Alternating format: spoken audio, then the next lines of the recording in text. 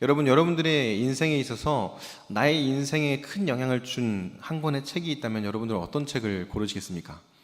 우리 지복순 권사님 딱 눈을 이렇게 뜨시면서 생각을 하시는 것 같은데 어떤 책이 있으세요, 권사님? 성경책. 역시 모범답안. 네. 나의 인생에 큰 영향을 준 책, 성경책이죠. 교회에서 이런 질문을 하면은 거의 대부분은 성경책 이렇게 얘기를 하시는 게 어떻게 보면 자연스럽고 참 좋은 모습인 것 같아요. 그런데 성경책 제외하고 나의 인생에 또 나의 신앙생활에 나의 믿음에 꽤 큰 영향을 준 책이 있다라고 한다면 여러분들 어떤 책을 고르시겠습니까? 저도 이렇게 말씀을 준비하면서 생각해 보니까 몇 권의 책들이 떠올랐어요. 그 중에서 가장 처음 이 책 내용 정말 좋다 라고 느끼고 새로운 것을 깨달았다라고 생각했던 책이 저에게는 한 권 있습니다. 그 책이 어떤 책이냐면요, 여러분들 아마 아시는 분도 꽤 계실 것 같은데 목적이 이끄는 삶이라는 책이에요. 목적이 이끄는 삶. 2002년도에 출간이 된 책인데 릭 워렌 목사님, 지금은 은퇴를 하셨는데 릭 워렌 목사님이 쓰신 목적이 이끄는 삶이라는 책입니다. 이 책이 지금 제가 얼마 전에 찾아보니까 엄청나게 많은 판매 부수를 올렸고 최근에도 서점에 들어가서 인터넷 서점에서 검색을 해보면 기독교 서적 베스트셀러에 항상 이 책이 들어가 있더라고요. 그만큼 많은 그리스도인들이 이 책을 읽었고 또 이 책을 가지고 어떤 교회들은 제자 훈련이라든지 양육 훈련을 진행하는 교회들도 있을 정도로 책의 내용이 많은 성도들에게 참 큰 영향을 끼친 책이다 라는 것은 누구도 부인할 수 없을 거라고 생각합니다. 그런데 제가 이 책을 언제 접했냐면 대학생 때 접했어요. 청년 시절에 대학교를 다닐 때 같이 함께 신앙생활하던 선배였던 형이 영어 공부 한번 해보지 않을래? 라고 하면서 저한테 줬던 책이 이 목적이 이끄는 삶 원서였어요. 그래서 처음에는 나 영어 공부하기 싫은데 이런 생각을 가지고 그 책을 억지로 조금씩 같이 읽었어요. 같이 읽고 내용을 나누면서 어떤 내용이 있는지 그 형이 이렇게 자세히 막 설명을 해주면서 어떻게 보면 이 1대1 하는 것처럼 1대1로 만나서 같이 이 신앙서적을 나누고 또 신앙에 대한 공부를 하고 또 영어 공부도 하고 그런 시간을 보냈던 적이 있었습니다. 당시에 제가 영어를 탁월하게 잘하는 수준이 아니었기 때문에 형의 도움을 받아서 이제 책을 읽었어요. 그러면서 이 책 정말 좋다라는 생각을 매 챕터를 읽을 때마다 했던 기억이 있습니다. 이 책의 내용을 간단하게 요약을 해드리면 우리 인생에 우연은 없다는 거예요. 인간의 인생에 우연은 없다라는 것이 이 책의 핵심 주장입니다. 즉 우연이 없다면 반드시 어떠한 목적을 가지고 우리는 지음받았다라는 거예요. 특별히 하나님께서 우리를 창조하실 때 하나님은 우리를 특별한 목적을 가지고 창조하셨다라고 이 책은 이야기하고 있고요. 우리 인간은 그 목적을 찾을 때 행복할 수 있고 그 목적이 우리의 삶을 이끌어갈 때 우리는 하나님께서 진정 원하시는 기쁨 그리고 행복 이런 모든 것들을 누리는 삶을 살 수 있다라고 이 책이 이야기하고 있어요. 책의 내용들을 쭉 살펴보면 챕터의 제목들이 이렇게 있잖아요. 두 번째, 이제 본격적으로 하나님이 우리를 창조하신 목적이 무엇인가를 나눌 때 이 첫 번째 목적으로 이야기하고 있는 챕터의 제목이 바로 이것입니다. 우리는 하나님의 기쁨을 위해 계획되었다. 인간의 목적이 무엇이라고 말하는 겁니까? 하나님의 무엇을 위해서? 기쁨을 위해서. 네, 틀리셨죠? 지복순 권사님? 하나님의 기쁨을 위해서 창조되었다. 우리는 계획되었다 라고 이야기를 하고 있는 거예요. 그러면서 우리가 어떻게 하나님을 기쁘시게 할 수 있을 것인가에 대한 내용들도 다루고 인간의 목적에 대해서 쭉 다루는 책의 내용이 있습니다. 제가 이 책의 내용을 다 다루려고 하는 건 아니고요. 성경에서도요, 우리 인간의 목적이 무엇인가, 우리 인간의 믿음을 가지고 살아갈 때 우리는 무엇을 추구해야 하는가를 설명해 주는 성경 구절들이 있습니다. 오늘 본문의 말씀인 히브리서 11장 6절이 대표적인 말씀 중에 하나인데요. 우리 같이 한번 다시 읽어보겠습니다. 시작. 믿음이 없이는 하나님을 기쁘시게 하지 못하나니 하나님께 나아가는 자는 반드시 그가 계신 것과 또한 그가 자기를 찾는 자들에게 상 주시는 이심을 믿어야 할지니라. 아멘. 뭐예요? 믿음이 없이는 하나님을 기쁘시게 하지 못한대요. 우리는 하나님을 기쁘시게 해야 하는데 믿음이 없으면 그럴 수 없다 라고 이야기를 하는 거죠. 또 한 구절을 제가 소개해드리면요, 골로새서 1장 10절 말씀입니다. 골로새서 1장 10절 같이 한번 읽어보겠습니다. 시작. 주께 합당하게 행하여 범사에 기쁘시게 하고 모든 선한 일에 열매를 맺게 하시며 하나님을 아는 것에 자라게 하시고. 아멘. 골로새서도 그렇고요, 히브리서도 그렇고 인간의 목적에 대해서 이야기할 때 뭘 이야기합니까? 하나님을 기쁘시게 하는 것에 대해서 이야기를 하고 있다라는 거예요. 특별히 우리가 오늘 함께 읽은 히브리서의 본문 말씀을 보면 당시의 히브리서의 수신자들이 어떠한 상황이었는지를 좀 이해할 필요가 있을 것 같습니다. 당시에 히브리서를 접하는 이 초대교회 성도들은요, 예수 그리스도를 믿는 믿음으로 살아가던 사람들이었어요. 그런데 우리가 잘 알고 있는 것처럼 예수 그리스도를 믿는 믿음으로 살아가던 이 성도들에게는 자연스럽게 시련과 삶의 고난이 찾아왔습니다. 유대교를 믿는 유대인들에게도 핍박을 당했고 로마로부터는 끊임없는 박해를 받았던 것이 당시의 교회의 상황이었어요. 그런 상황 가운데서 성도들이 가지는 마음은 자연스럽게 어떤 마음이었냐면 불안한 마음이었어요. 언제 우리가 잡혀갈지 모른다, 우리는 언제 또 핍박당할지 모른다 하는 불안감이 항상 성도들의 마음 가운데 한 구석에 있었다라는 거죠. 그러다 보니까 그 안에서도 끝까지 믿음을 지키면서 하나님을 기쁘시게 하는 삶을 살아가려고 애썼던 성도들이 있었던 반면, 어떤 사람들은 점점 신앙이 자신의 삶에서 뒷전이 되기 시작합니다. 그래서 점점 믿음으로 모였던 모임들이 힘을 잃어가기 시작했다는 거죠. 함께 모여서 교제하고 함께 모여서 예배하고 했던 그 시간들이 점점 약화되어져 가기 시작하는 거예요. 그리고 사람들은 예수 그리스도의 십자가의 죽으심, 부활하심의 그 복음이 아니라 자기 자신만의 구원의 길을 찾아가기 시작하는 사람들도 생겨났다는 거예요. 즉 배교하는 사람들이 나타났다는 거죠. 믿음을 버리고 떠나가는 사람들이 교회 가운데에 나타나기 시작해요. 어떤 사람들은 유대교로 다시 돌아가는 사람들도 생겨나기 시작합니다. 믿음이 흔들리기 시작하자 성도들은요, 뒤로 물러나기 시작하고 후퇴하기 시작합니다. 점점점 교회는 흔들리기 시작하고 많은 성도들이 뒤로 한 발 물러나기 시작하는 게 당시 히브리서를 접했던 수신자들의 상황이었어요. 그런 성도들을 향해서 하나님께서 주신 말씀이 뭐였냐면요, 히브리서 10장 38절과 39절 말씀입니다. 히브리서 10장 38절과 39절 우리 같이 한번 읽어보겠습니다. 시작. 나의 의인은 믿음으로 말미암아 살리라. 또한 뒤로 물러가면 내 마음이 그를 기뻐하지 아니하리라 하셨느니라. 우리는 뒤로 물러가 멸망할 자가 아니요 오직 영혼을 구원함에 이르는 믿음을 가진 자니라. 아멘. 믿음을 가진 자로 너희들 절대 뒤로 물러서지 말고 끝까지 믿음을 지켜내야 한다 라고 하나님이 말씀하시는 거예요. 그러면서 이 성도들을 격려하시기 위해서 히브리서 11장에서 믿음이란 무엇인가에 대해서 많은 믿음의 사람들을 소개하면서 말씀하고 계신다라는 거죠. 그렇게 믿음의 사람들을 소개하는 과정 가운데에서 하나님께서 믿음이란 무엇인가에 대해서 이렇게 설명하십니다. 우리가 오늘 읽은 6절 말씀이에요. 하나님을 기쁘시게 하는 믿음이 필요하다라고 이야기하고 있다는 거예요. 그런데 이 하나님을 기쁘시게 하는 믿음을 두 가지로 나누어서 이야기하고 있습니다. 첫 번째는 무엇입니까? 하나님이 계신 것을 믿는 믿음이에요. 하나님이 계신 것을 믿는 믿음. 두 번째는 그가 자기를 찾는 자들에게 상 주시는 이심을 믿는 믿음입니다. 이 두 가지 믿음, 이 두 가지에 대해서 우리가 오늘 함께 살펴보는 시간을 가지려고 하는데요. 첫 번째로 하나님이 계신 것을 믿는 믿음입니다. 여러분, 하나님이 계시다는 거 믿으세요? 믿으세요? 이쪽에서 아멘 했는데 여기 잘 안 들린 것 같아가지고.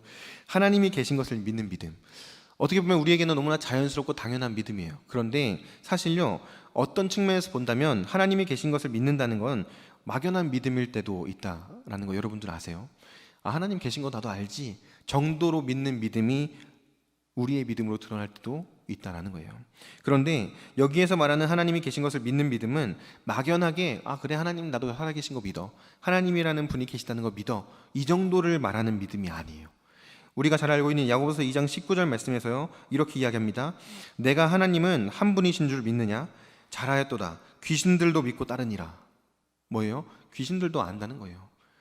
하나님을 섬기지 않는 세상 사람들도 하나님이 계시다는 거 믿고 아는 사람들도 있다는 거예요. 막연한 믿음을 가진 사람들도 있다는 거예요. 그러니까 하나님께서 원하시는 믿음, 하나님이 계시다는 것을 믿는 믿음은 그냥 막연하게 아, 신이라는 존재가 있구나, 하나님이라는 분이 계시구나, 아, 하나님이 살아 계시구나 정도로만 가볍게 고백하는 믿음을 말하는 것이 아니라라는 거예요. 그렇다면 여기서 말하는 하나님이 계신 것을 믿는 믿음이란 무엇인가? 우리가 오늘 읽진 않았지만 바로 앞절인 히브리서 11장 5절에서는요, 이 하나님이 계시다는 것을 믿는 믿음에 대해서 소개할 때 한 사람을 소개합니다. 히브리서 11장 5절 우리 같이 한번 읽어보겠습니다. 시작. 믿음으로 에녹은 죽음을 보지 않고 옮겨졌으니 하나님이 그를 옮기심으로 다시 보이지 아니하였느니라. 그는 옮겨지기 전에 하나님을 기쁘시게 하는 자라 하는 증거를 받았느니라. 아멘. 에녹에 대해서 소개해요. 에녹. 우리가 알고 있는 이 에녹, 창세기 5장에 기록된 에녹의 이야기 여러분들 다 잘 알고 계시죠? 짧게 한 절로 기록되어져 있지만 창세기 5장 24절에는요 에녹을 뭐라고 소개하냐면 에녹은 하나님과 동행한 사람이었다라고 이야기를 해요. 하나님과 동행한 사람이었다라고 이야기하는데, 오늘 우리가 살펴본 히브리서 11장 5절 말씀에서는요 뭐라고 이야기합니까? 에녹이 하나님을 기쁘시게 하는 자였다라고 이야기한다는 거예요. 하나님을 기쁘시게 한다는 것, 특별히 여기에서 말하는 하나님이 계신 것을 믿는 믿음에 대해 살펴볼 때 우리는 에녹에 대해서 조금 살펴볼 필요가 있습니다. 에녹은 평생을 하나님과 동행한 사람이었습니다. 하나님과 동행한다는 게 무엇입니까? 하나님과 함께 한다는 것, 함께 걷는다는 게 뭘 말하는 거예요? 내가 원할 때만 하나님과 함께 하고 원하지 않을 때는 혼자 가는 게 동행입니까? 예를 들어서 얼마 전에 우리 추석 명절이었잖아요. 연휴였잖아요. 추석 연휴 기간에 이 연휴가 길다 보니까 여행 가는 분들이 꽤 많았다고 뉴스를 통해서 보게 됐어요. 근데 여러분들 한번 생각해 보는 거예요. 자녀들이 명절 연휴를 맞이해서 어머니, 아버지, 우리 같이 가족 여행 한번 가요 라고 해서 좋은 데로 여행을 끊었어요. 유럽으로 막 티켓을 끊어서 연휴 기간에 같이 유럽 여행을 가는 거예요. 그런데 여행을 가서 유럽에 딱 도착했어요. 파리 뭐 이런 데 도착을 했어요. 그런데 갑자기 자녀가 이렇게 이야기하는 거예요. 저 가보고 싶은 데가 있는데 잠깐 혼자 갔다가 올 테니까 그냥 어머니 아버지 편하게 둘러보고 계세요 라고 하고 여행 첫날부터 따로따로 다니기 시작하는 거예요. 그러면 여러분, 이런 상황은 부모님과 이 자녀가 함께 동행하는 여행입니까? 아니면 따로따로 가는 겁니까? 질문이 어려웠나요? 동행하는 겁니까? 아니면 따로따로입니까? 이런 상황이 여러분들에게 닥친다면 여러분 어떤 마음을 품겠습니까? 그래도 행복하다 이러시겠어요? 아니면 이럴 거면 내가 여행사를 끼고 왔지 이런 생각하지 않겠습니까? 여행사를 끼고 오면 같이라도 다니지 나 혼자 뭐 하라는 건가? 이런 생각 들지 않겠어요? 부모님과 여행을 할 때 자녀가 그냥 따로따로 가면 그냥 저녁에 잠깐 자기 전에만 만나가지고 같이 인사하고 또 따로 다니고 이러면 동행하는 여행이 아니죠. 하나님과 동행도 마찬가지 아니겠습니까? 에녹이 하나님과 동행했다라고 말할 때요 에녹은 매 순간 하나님과 함께 했다는 거예요. 하나님이 계시다는 것을 믿는 믿음을요 뭐라고 이야기할 수 있겠습니까? 나의 삶의 전 영역에 하나님의 존재를 인정하는 거예요. 나의 삶의 모든 영역에 하나님께서 함께 하신다는 것을 인정하고 하나님과 함께 동행하는 것이 하나님이 계시다는 것을 믿는 믿음을 이야기하고 있다는 겁니다. 하나님께서 그럴 때 기뻐하신다는 거예요. 여러분들은 어떤 믿음을 가지고 계십니까? 하나님과 동행하는 믿음으로 걸어가고 계십니까? 아니면 잠깐만요 하나님 여기 좀 머물러 계세요. 저 혼자만의 시간이 필요해요. 이런 식으로 하나님과 함께 하는 것이 아니라 하나님과 떨어진 삶을 살아가고 계십니까? 오카나 목사님께서 예전에 했던 설교 중에 이 부분에 대해서 이야기하실 때 잠깐만요 식의 생활을 하고 있지 않습니까? 라고 이렇게 말씀하시더라고요. 잠깐만요 하나님 이거예요. 교회에 있을 때는 하나님과 함께 해요. 예배할 때는 하나님과 뜨겁게 예배해요. 그런데 집에 들어갈 때는 현관문을 열기 전에 하나님 잠깐만요. 여기부터는 제 영역입니다.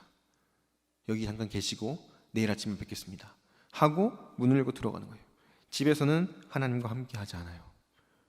직장에 들어갈 때 하나님, 직장에서는요 직장 생활을 하려면 세상 사람들이 하는 방법처럼 조금 서로 안 좋은 이야기도 해야 되고 한 사람을 뭐 이간질하기도 해야 되고 혹은 거짓말도 해야 되고 그러면서 직장 생활하거나 사업을 해야 되니까 하나님 내 일터에는 들어오지 마시고 잠깐만 여기 머물러 계세요.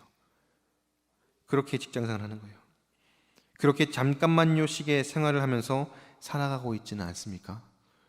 교회 안에서는 하나님과 동행하지만 교회 밖에서는 철저하게 하나님과 떨어져 있는 삶을 사는 것이 우리들의 모습은 아닌가 하는 거예요. 이것은 동행이 아니죠. 이것은 하나님께서 계신다는 것을 믿는 믿음이 아닙니다.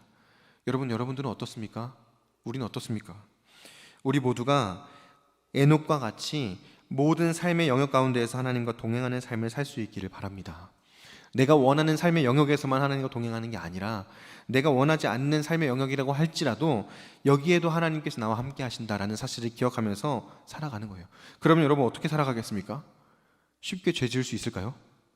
제가 예전에 청년 때 참 충격받았던 표현 중에 하나가 뭐였냐면 죄 짓는 그 순간에도 하나님이 나와 함께 하신다라는 표현이었어요. 내가 죄를 짓는 순간에도 하나님은 나와 함께 하신대요. 나를 보면서 안타까워하시고 나를 보면서 애통해 하신다라는 거예요. 그 표현이 저에게 청년 시절을 보내던 저에게 너무나 충격적인 표현이었어요. 그런데 오늘날에 많은 그리스도인들이 그렇게 살아간다는 거죠. 죄 짓는 순간에는 하나님께서 나와 함께 하지 않는 것처럼 살아가요. 하나님께서 이 시간에는 나를 보지 않고 계시겠지라고 생각하며 살아간다는 거예요. 그런데 그런 삶은, 그런 믿음은 하나님을 기쁘시게 하는 믿음이 아니다 라고 히브리서는 말하고 있다라는 겁니다. 바라기는 이 자리에 계신 우리 모든 성도님들, 나의 삶의 전 영역에 하나님께서 함께 하시다는 사실을 믿는 믿음 가지실 수 있기를 바랍니다. 그래서 내가 살아가는 모든 삶의 현장 가운데에서 교회에서든지 가정에서든지 직장에서든지 내가 걸어가는 시장에서든지 내가 걸어가는 어떠한 길에서든지 하나님은 나와 함께 하셔. 하나님 나를 바라보고 계셔. 하나님 나를 주목하고 계셔. 이 사실을 기억하면서 어떻게 하면 하나님을 기쁘시게 해드릴까를 고민하는 저와 여러분들이 될 수 있었으면 좋겠습니다. 코람데오라는 표현 여러분 들어보셨죠? 코람데오, 하나님 앞에서라는 이 표현. 코람데오의 신앙을 기억하면서 하나님 앞에서 나는 오늘도 살아간다. 그렇다면 나는 어떻게 살아가야 할 것인가를 고민하고 하나님께서 기뻐하시는 모습으로 말하고 행동하고 선택할 수 있게 되기를 바랍니다. 그게 하나님이 살아계심을 믿는 믿음, 하나님께서 함께 하심을 믿는 믿음이라는 거예요. 두 번째로 하나님을 기쁘시게 하는 믿음은 무엇입니까? 하나님은 상 주시는 이심을 믿는 믿음이에요. 하나님은 상 주시는 분이시죠. 하나님은 언제 상을 주십니까? 우리의 삶 가운데에 하나님 때때에 맞게 복을 주시죠. 그런데 여기서 말하는 상은 그 상이 아니에요. 어떤 상을 말하는 겁니까? 마지막 때 하나님께서 이 땅에 임하실 때 우리에게 주실 그 면류관, 영광의 면류관을 말하는 거죠. 그런데 여기서 말할 때 하나님이 상 주신다, 그것만 생각하면 사실 조금 부족한 것 같다는 생각이 들어요. 왜 그렇습니까? 하나님이 상 주신다라는 것을 믿는 믿음은요, 어떤 믿음이냐면 하나님은 심판자이시다라는 믿음이에요. 히브리서 9장 27절 말씀 우리 같이 한번 읽어보도록 하겠습니다. 히브리서 9장 27절 말씀입니다. 시작. 한 번 죽는 것은 사람에게 정해진 것이요 그 후에는 심판이 있으리니. 한 번 죽는 것은 모든 사람에게 정해진 것입니다. 세상을 살아가는 사람은 죽음을 피할 수 없어요. 모든 사람은 다 죽습니다. 반드시 죽어요. 그런데 중요한 게 뭡니까? 그 후에 뭐가 있대요?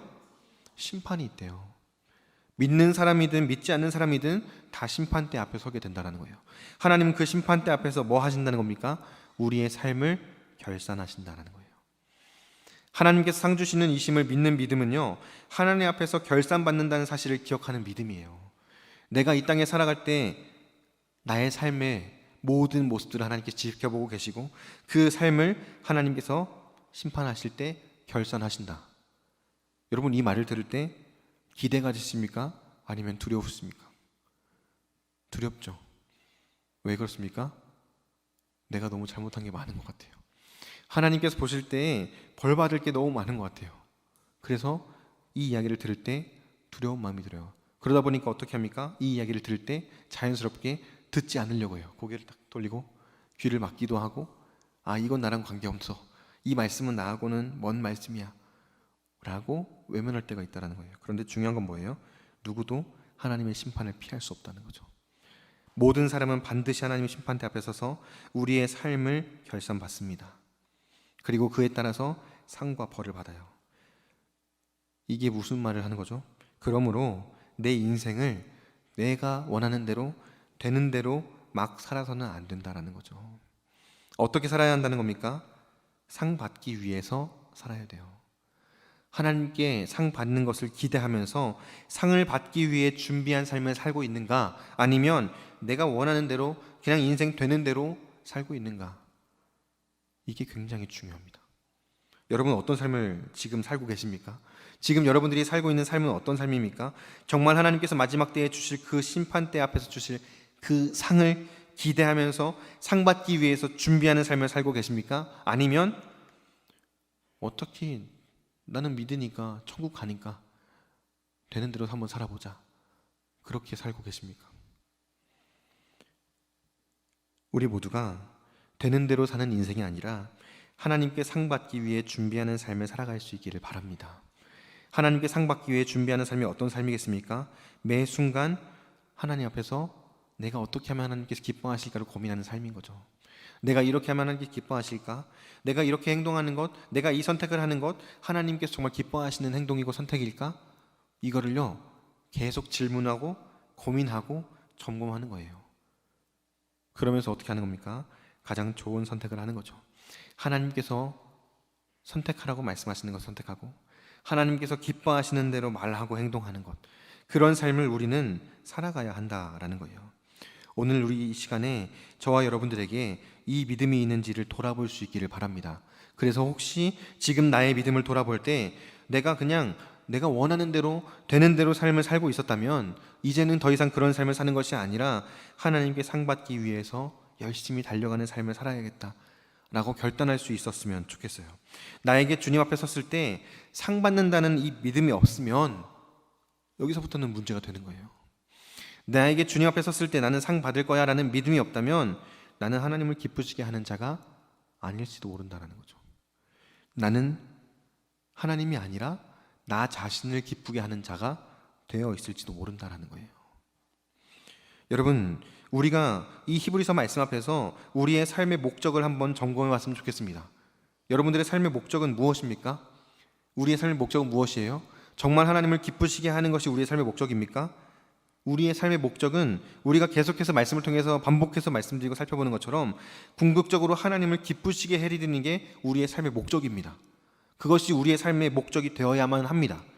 그런데 어쩌면 우리는 하나님을 기쁘시게 하는 삶을 살기보다 나를 기쁘게 하는 게 나의 삶의 목적이 되어 있는지도 모르겠어요. 나를 기쁘게 하고 나를 만족시키기 위해서 신앙생활을 하고 있는 것은 아닙니까?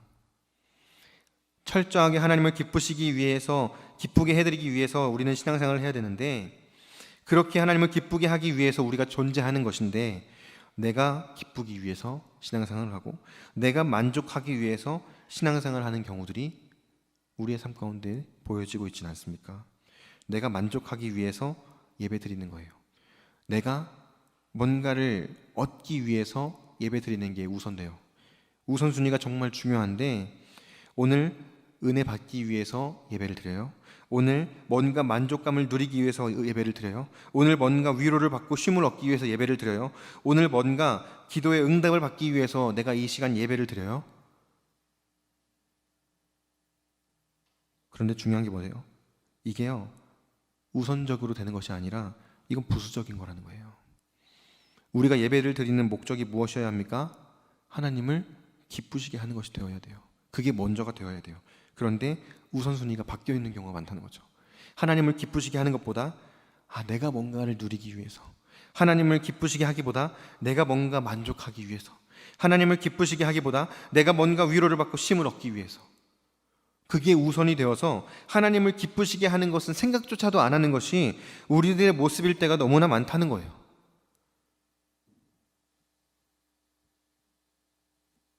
뭔가 잘못되어 가고 있다는 거죠.